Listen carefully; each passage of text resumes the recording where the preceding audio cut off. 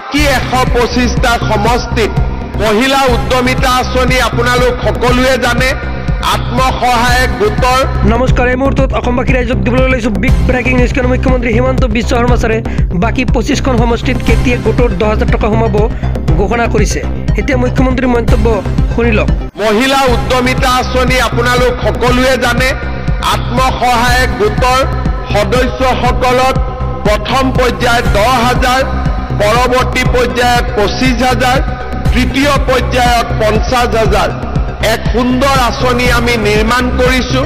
এতিয়া বাকী 125টা সমষ্টিত আমি বিধায়কসকলৰ লগত কথা পাতি আলোচনা কৰি এটা এটাকৈ আমি সভা কৰি আপোনালোকক দি যাম আৰু যোৱা 1 এপ্ৰিল তাৰিখে এই আঁচনিটোৰ শুভ উদ্বোধন কৰিবলৈ পাই আমি গৌৰৱ অনুভৱ কৰিছোঁ।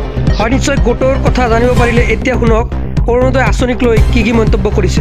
মোদী ডাঙৰীয়াই আমাক জনধন একাউণ্ট দিছিলে, তাৰ কাৰণে আজি অৰুণোদয় আঁচনিৰ ধন আপোনালোকলৈকে মাহত আহে।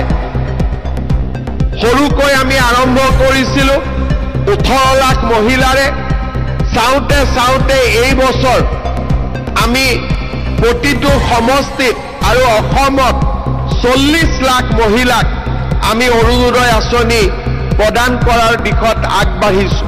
এতিয়া শুনক, ৰেচন কাৰ্ড যদি ঘৰত আছে তেন্তে কি সুবিধা লাভ কৰিব শুনি লওক।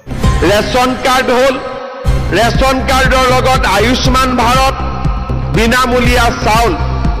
এইবাৰৰ পৰা আমি ৰেচন কাৰ্ডৰ লগত দালি, নিমখ আৰু চেনি বজাৰতকৈ কম দামত আপোনালোকৰ হাতত তুলি দিম।